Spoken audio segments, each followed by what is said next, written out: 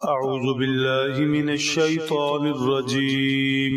بسم الله الرحمن الرحيم.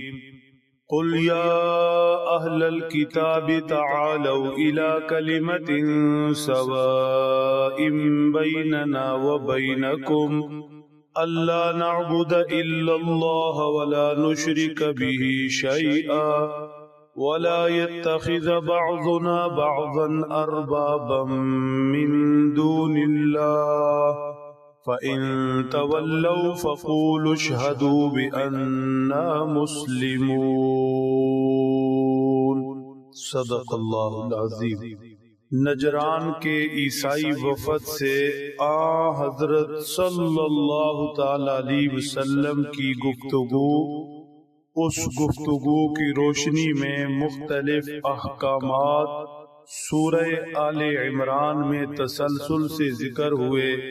گزشتہ درس میں بھی اشارہ کیا تھا اللہ کے پیارے نبی صلی اللہ علیہ وسلم نے نجران کے عیسائی وفد کو اس گفتگو کے دوران متعدد مرتبہ ایمان کی دعوت دی اور ان سے کہا اسلمو، اسلام لے آؤ، مسلمان بن جاؤ، اللہ کے تابع فرمانبردار بن جاؤ. تو جواب میں یہ کہتے تھے اسلمنا، ہم تو مسلم ہیں، ہم تو پہلے سے ہی اسلام قبول کیے ہوئے اللہ کے فرمانبردار تابع دار ہیں. گویا انہیں بھی مسلمانوں کی طرح مسلمان ہونے کا دعویٰ تھا. یہی حال یہودیوں کا بھی تھا.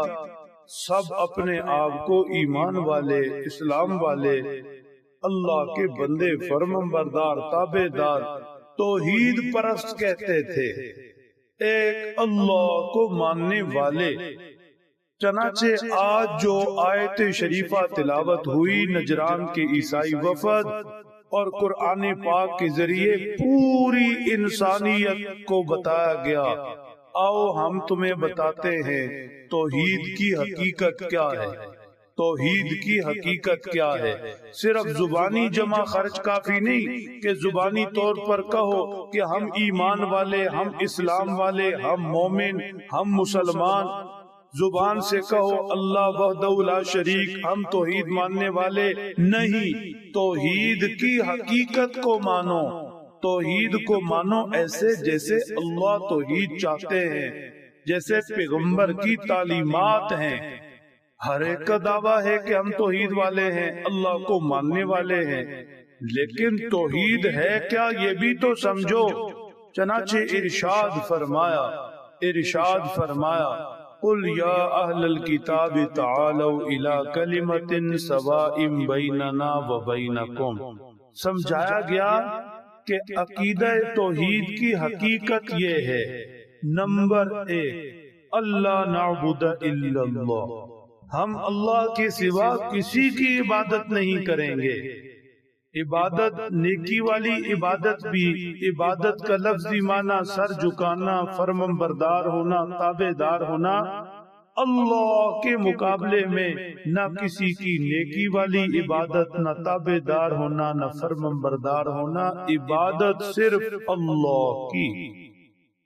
وَلَا نُشْرِكَ بِهِ شَيْئًا، اور اللہ کے ساتھ اس کی ذات پاک میں بھی کسی کو شریک نہیں ٹھہرائیں گے، اور اللہ کے ساتھ اس کی پاک صفات میں بھی کسی کو ساجا اور شریک نہیں بنائیں گے. آؤ طے کرتے ہیں، عقیدہ توحید تمہیں سمجھا دیں. لا يتخذ بعضنا بعضا اربابا من دون اللہ، ہم میں سے کوئی کسی کو اللہ کے سوا رب نہیں بنائے گا. پالنے والا صرف اللہ، رزق روٹی صرف اللہ دینے والا، تربیت پرورش ساری کی ساری چیزیں سوائے اللہ کے کوئی کرنے والا نہیں. رب صرف اللہ ہے، رب صرف اللہ ہے. تو یہ توحید کی حقیقت ہے، یہ توحید کی حقیقت ہے. تو اب بتاؤ تم میں سے یہودیوں نے حضرت عزیر کو رب کا بیٹا بنا لیا، عیسائیوں نے حضرت عیسیٰ کو بنا لیا، بلکہ انہوں نے تو خدا بنا لیا، خدائی کا حصے دار بنا لیا۔ یا بعد والوں نے توحید توحید مومن مومن کہتے ہوئے بھی کسی صحابی کو اللہ کے شریک بنا دیا کہ وہ بھی مدد کر سکتے ہیں، یا علی مدد، جانے یا علی۔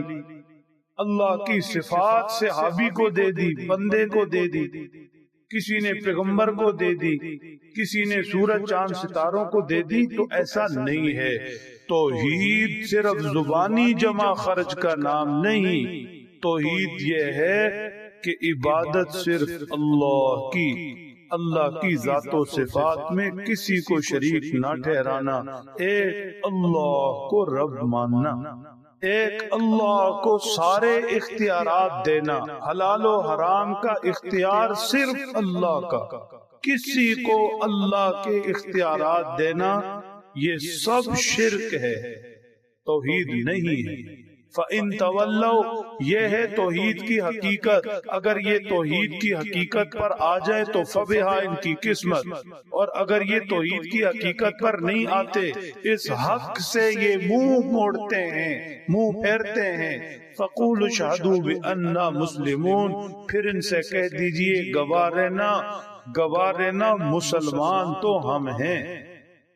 اللہ کے پیارے نبی صلی اللہ علیہ وسلم کے صحابہ رضی اللہ عنہم حضور کی معیت میں اسلام پوری شان کے ساتھ جنہوں نے اپنایا، اسلام پوری شان کے ساتھ جنہوں نے اپنایا، اللہ کے پیارے نبی صلی اللہ علیہ وسلم کی تربیت میں ایمان کے رنگ میں جو رنگے گئے، قرآن میں جگہ جگہ انہیں مسلمون مسلمین فرمایا گیا، مؤمنون مؤمنین فرمایا گیا۔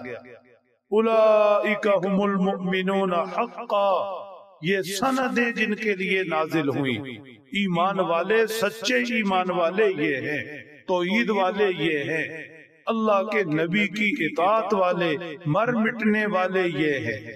ایسا ایمان چاہیے، ایسا اسلام چاہیے۔ لہٰذا ان سے کہیں اس ایمان پر آؤ، اس توحید پر، سچی توحید پر آؤ تو فَبِهَا، نہیں تو تمہارا وہ رستہ رہا، ہم تو ہیں اسلام والے، مسلم ہیں، ایمان والے ہیں، گواہ رہنا۔ ایسے ہوتا ہے ایمان، ایسے ہوتا ہے اسلام۔ اللہ سمجھ دیں، عمل کی توفیق بخشے۔